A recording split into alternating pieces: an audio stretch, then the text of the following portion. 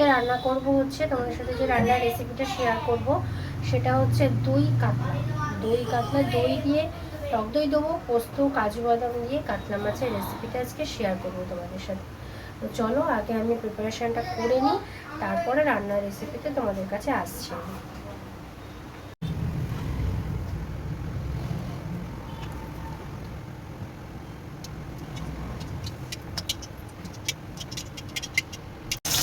এবং মাছগুলো এক পিট করে সব ভাজা হয়ে গেছে। আমি গ্যাসটা কমিয়ে একটু উল্টে দিই মাছগুলো।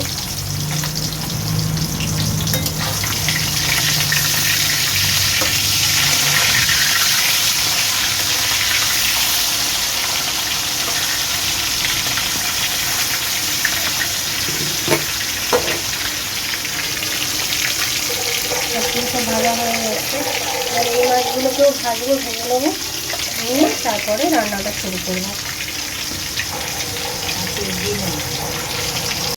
দেখো এখানে আমার মাছগুলো সব ভাজা হয়ে গেছে, সব মাছগুলো ভেজে নিয়েছি। আমার এখানে লাগবে হচ্ছে পেঁয়াজ, টক দই, আর এর মধ্যে আমি বেটেছি হচ্ছে পোস্ত, কাজু বাদাম, কাঁচা লঙ্কা রয়েছে, আর একটু আদা, কিছুটা রসুন, সব একসাথেই বাটা রয়েছে এখানে আমার। চলো রান্নাটা শুরু করি। এগুলো আমার গরমই রয়েছে, এর মধ্যে আমি দুটো শুকনো লঙ্কা ফোড়ন দেবো। দুটো শুকনো লঙ্কা ফোড়ন দিলাম। এবারে পেঁয়াজগুলো দিয়ে দেবো।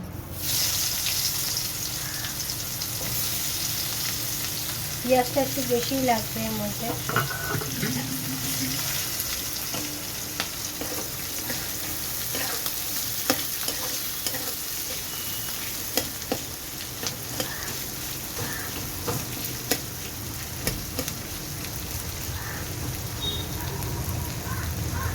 পেঁয়াজটা একটু লাল লাল করে আগে ভাজাটা করে নিই, তারপর সব মশলাগুলো দেবো। দেখো এখানে পেঁয়াজগুলো আমার পুরো লাল লাল করে ভাজা হয়ে গেছে, দেখতেই পাচ্ছ। এবার আমি একে একে সব মশলাগুলো এর মধ্যে অ্যাড করে দেবো।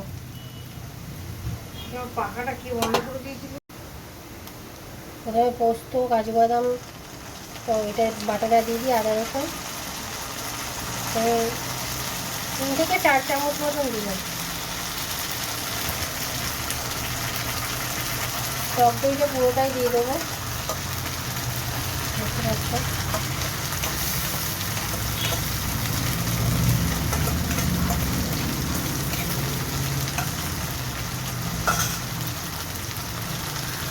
এবার ভালো করে মিশিয়ে নেবে।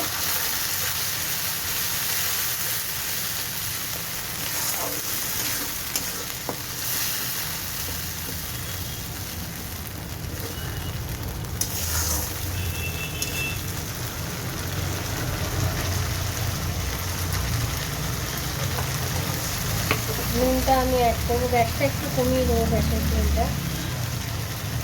নুনটা স্বাদ মতন যে যেরকম খাও দেবে।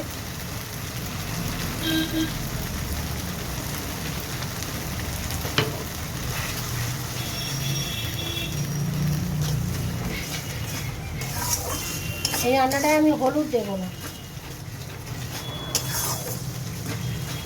হলুদ ছাড়া হবে।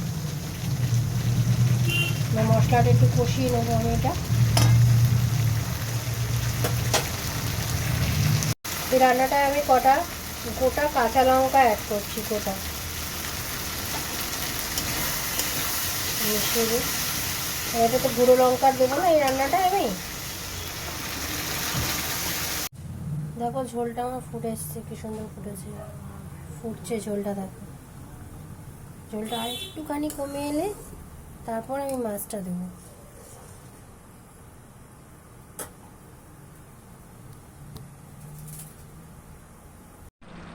দেখো আমার রান্নাটা কমপ্লিট। এবার আমি ঢেলে নেবো, আমি অন্য পাত্রে ঢেলে নেবো। আমার রান্না কমপ্লিট, দেখতে পাচ্ছ।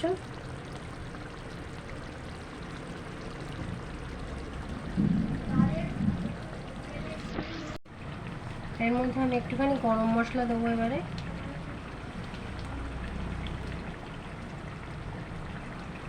গরম মশলা দিলাম, তো যদি তোমরা মনে করো অপশনাল, তোমরা উপর দিয়ে তেল দিতেও পারো, নাও পারো। আমি জাস্ট একটুখানি তেল দেবো।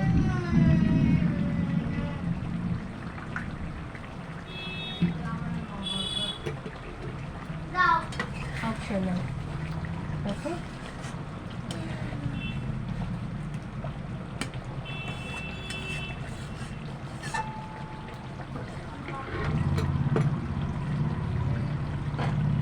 এই রান্নাটা একটুখানি আর তেল বেরোবে, আমার তেল বেরোলেই রান্নাটা পুরো শেষ, কমপ্লিট আমার রান্না।